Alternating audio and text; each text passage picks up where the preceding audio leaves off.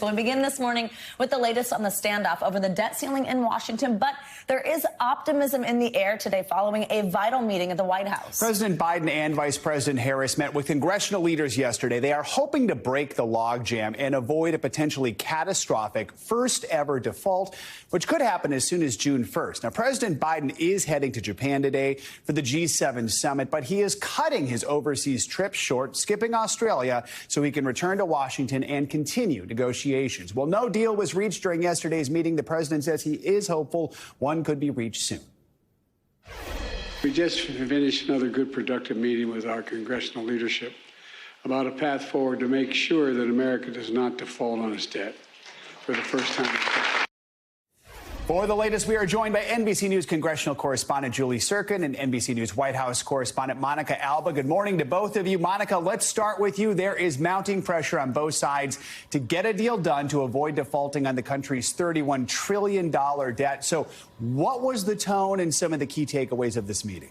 Well, it did seem, Joe, like it was at least a little bit more productive than the one that was held a week prior, where there were a few more personal fireworks and where both sides really were completely dug into their positions and said that there wasn't much progress made. Yesterday, at least the principals, so we're talking about the president, the vice president, the top congressional leaders, agreed that default should not be an option, that everything must be done really to avoid it. And now there's at least a little bit of a path forward on how to get there and some broad areas of potential compromise. Now, it's not entirely clear how this is all going to work out, but at least it seems they're headed in a direction that is a little bit more constructive.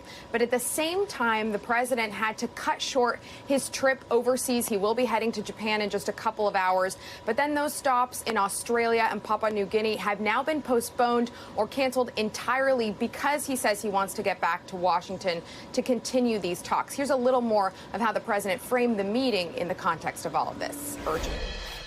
There's still work to do, but I made it clear to the Speaker and others that we'll speak regularly over the next several days. The nature of the presidency is addressing many of the critical matters all at once, so I'm confident we're going to continue to make progress toward avoiding default and fulfilling America's responsibility as a leader on the world stage. So the president will be in daily contact. He will have some phone calls with negotiators. His team will continually brief him so he can kind of be a part of the conversations from there. But the other important thing here, when we talk about some areas of cooperation, things like permitting reform, some unspent COVID funds, there is some agreement there, but there's still a lot of disagreement on a couple other sticky items like work requirements for some federal benefits. So still a lot to hash out here, but at least everybody agrees this has to get done in the next 2 weeks. Joe and Savannah. And Julie, let's bring you in here to talk about the other side of this. House Speaker Kevin McCarthy, he did say that they remain far apart despite this meeting. He spoke with reporters afterwards. What is he saying at this point about the talks? Yeah, well, you heard Monica laid out so well from the White House perspective. Speaker Kevin McCarthy coming away from this second meeting, telling reporters they are still far apart. He's maintaining that Republicans are going to continue to flex their muscle, flex that Republican passed bill a couple of weeks ago, and try to demand negotiations to try and meet what the House Republicans were able to coalesce around already and try to pass. Here's some of what he told reporters afterwards. We've got to find a way that we can curve our spending, raise our debt limit, and also grow our economy. And the president agreed to appoint a couple people from his administration to sit down and negotiate directly with my team, so I found that to be productive personally. It is possible to get a deal by the end of the week. It's not that difficult to get to an agreement. So you heard McCarthy there, who everybody is looking for in the Republican Party, looking towards to kind of lead these negotiations with the president. You heard him say they appointed new people, new staff to the center of the negotiating table. McCarthy sees this as a positive development, and a lot of Republicans behind the scenes see this as a positive development, too. I should note last night these negotiations began in earnest, this new phase of negotiations with staff for the president and for congressional leaders, including Speaker McCarthy's closest Republican ally, Garrett Graves, beginning to sit down and trying to hammer out if they can get to a framework in the next couple of days while the president is overseas at the G7. Because remember, this is the last week the House and Senate are actually planning to be in session together at the same time before that June 1st deadline. All right, Monica and Julia, thank you both for kicking us off this hour. Overnight, North Carolina lawmakers voted to ban most abortions after 12 weeks of pregnancy. The Democratic governor had vetoed that ban, but the GOP-led legislature overrode that veto. Yeah, this is the moment that chaos erupted on the legislative floor following that controversial vote. Take a look. Having passed by the requisite 3/5 vote, the House has overridden the governor's veto and the bill becomes law, notwithstanding the governor's objections. So be notified.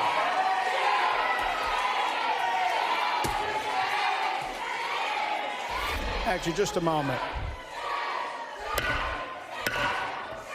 The sergeant at arms will clear those who can't follow the rules.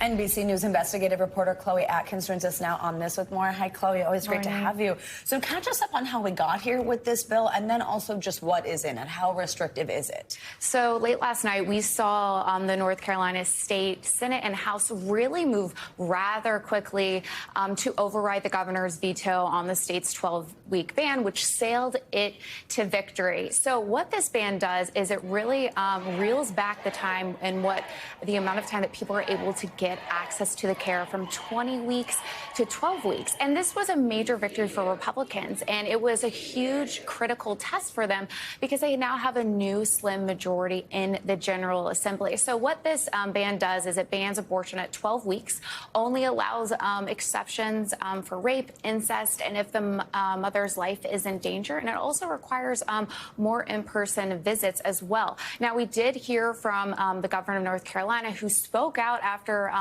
his veto was overridden last night. And he said, look, Republicans, they are unified in assaulting women's reproductive freedom, and he's going to do everything that he can to secure access. Now, it does remain unclear what he will be doing, but it's something we'll be watching rather closely. We just heard those protesters who erupted after this was all passed. I want to play some sound from one of those protesters last night. As an OBGYN, as a woman, as a mother, I feel really strongly that women should have the right to make those decisions. And I know this is a 12-week whip ban, but with all the restrictions, it's going to really, really limit access to abortion at all for many of the women in North Carolina. So what are some of the biggest concerns from those who oppose this 12-week ban? I mean, there are a lot of concerns. I mean, just hearing from that OBGYN, it really hits home for a lot of folks in the state and even the Southeast, because I want to remind folks, because after the overturning of Roe v. Wade, the Southeast turned into this huge abortion desert. And North Carolina was an outlier. It was dubbed an abortion safe haven state where people from all over the Southeast, Texas, Mississippi, Georgia, were able to get abortion care in this state. And now with the time that they're allowed to get abortion in the state being dialed back to 12 weeks, that means that a whole lot of other people won't be able to get care, Joe. All right. Chloe Atkins, thank you for your reporting. We appreciate it. Thank you, Chloe. Well, we're getting new numbers this morning about migrant releases at the border. According to court documents filed Monday, Border Patrol released more than 6,000 migrants into the U.S. without court dates or the ability to track them since Thursday.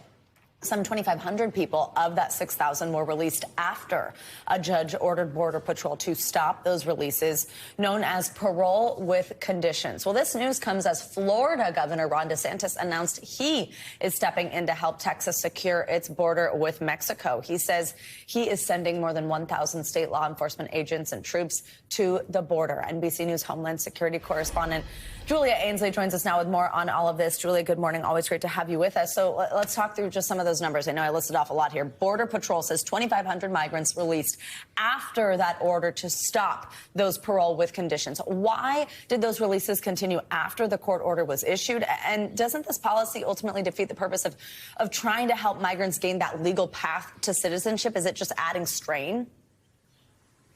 That's so true. Actually, can I start with your second question? Because I think that's really important here. Florida is suing because they think that these migrants shouldn't be released without an ability to track them. And it's true. In the past, we've had ways for migrants to check in. They could have a GPS ankle monitor or even an app on their phone where they can check in, show where they are. There's someone who's following up where they are and making sure they're showing up for appointments, whether that be a court date or with ICE to later get that court date.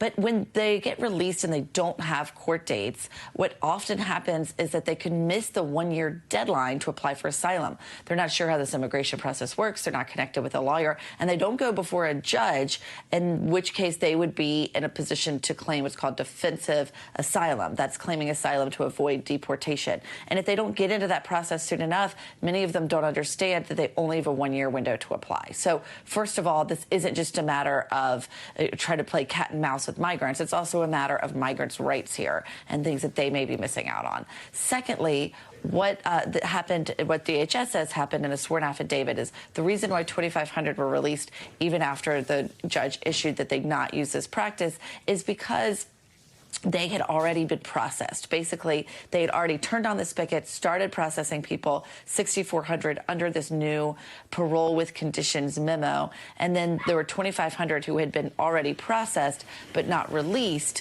when the clock struck midnight on May 12th and the order went into effect. And so since they had already processed them under parole with conditions, they had to release them that way too. So that's what we're looking at here. But it is something to watch. The judge did say last night that he is not holding the Biden administration in contempt of court for releasing them. And Julia, let's talk about some of this other new information here, this deployment of help of law enforcement agents from Florida. Governor Ron DeSantis announcing this. What is that going to look like? Where will those agents go? Well, it's interesting. It's sort of similar to what we saw in Texas. State agents are not able to fully carry out immigration law. They can't be arresting them. They can't be processing them. That all falls to federal agents because immigration is a federal, those immigration laws are federal statutes. And so in this case, they could be supporting them. In Texas, though, sometimes the line may be crossed. We've seen Texas agents ordering migrants where to stay. And of course, migrants wouldn't know who to listen to and who not to. So if they're told not to cross over a certain line, they're going to do it. So a lot to watch here to see how these state agents in Florida are instructed and how they might interact. Absolutely. Julia Ainsley, as always, thank you so much.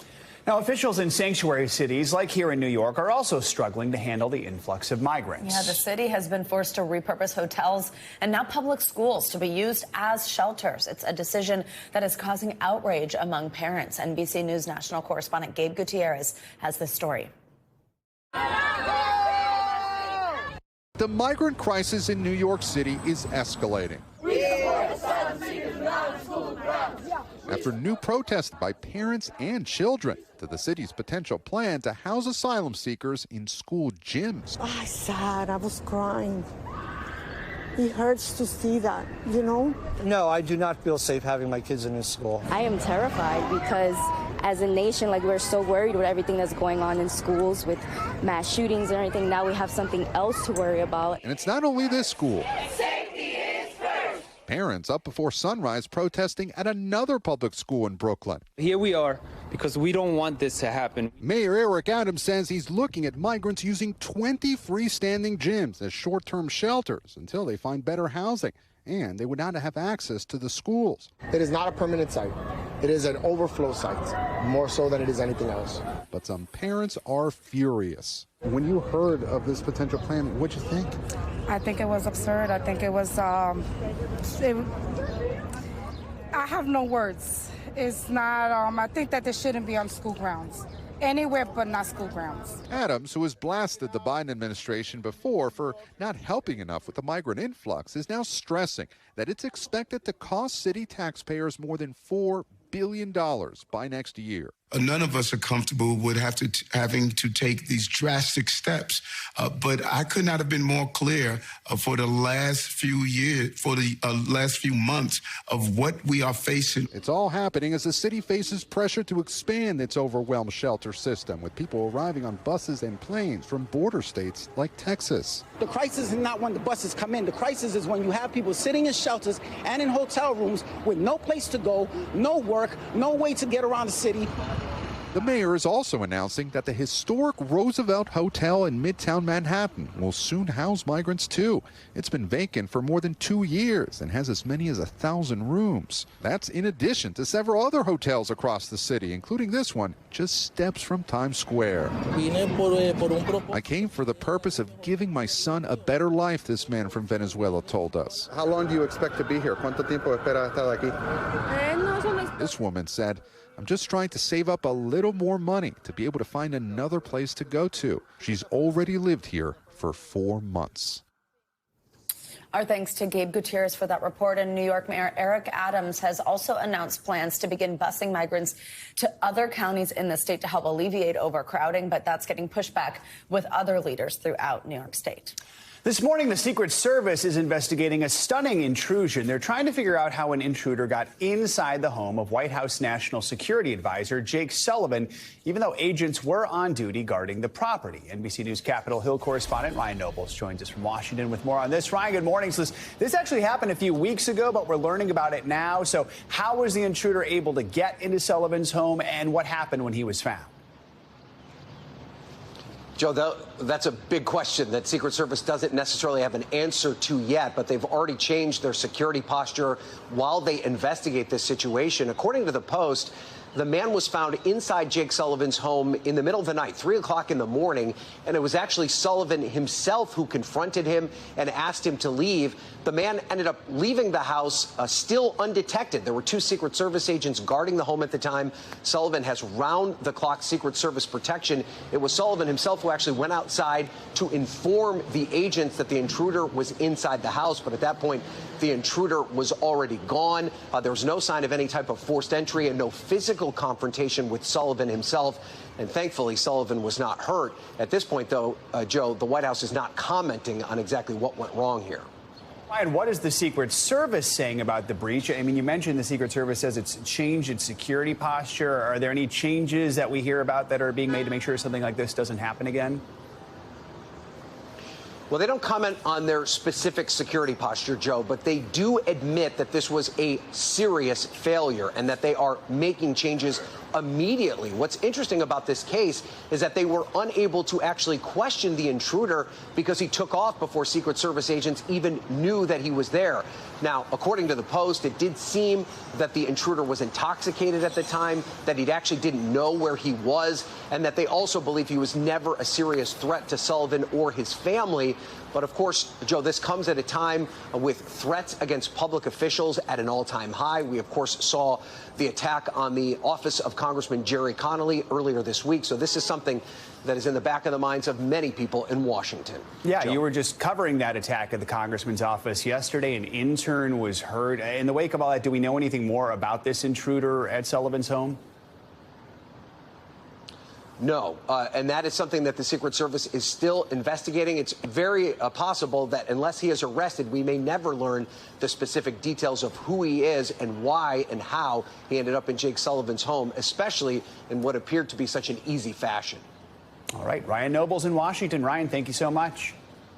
Let's get a check on your morning news now weather on this Wednesday morning. And Bill Cairns is with us today. Hey, Bill, good morning. Hey, great Wednesday morning to you guys. So all yesterday and in the afternoon and the evening, we were tracking severe weather. Happy to report no tornadoes yesterday, so that was good. But we did have a lot of storms producing small hail and also wind damage. So there is some cleanup to be done. All of the blue dots that were in Kentucky there and then went into areas of North Carolina, Virginia, that was probably the worst of it. And then hit and miss storms. In all, 121 severe weather reports. Today, I don't think it's going to be quite as bad. Those storms exited overnight through the Outer Banks. We have a few showers and storms that are dying off here in areas of Mississippi as they're trying to push into Alabama, but these will fire back up this afternoon. We only have a marginal risk today of severe weather, so I'm not expecting anything widespread, but if you are in central Mississippi, Alabama, or Georgia, over towards Savannah, you do have a chance of seeing at least isolated severe storms later on this afternoon. And then after sunset, we should expect some storms to pop up in areas from western Kansas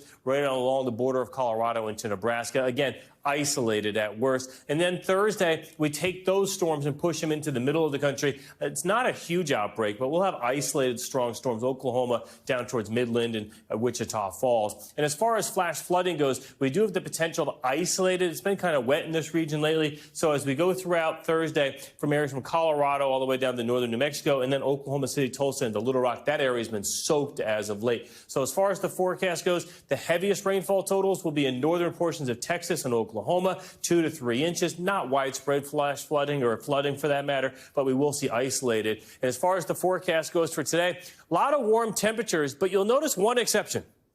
Northern New England.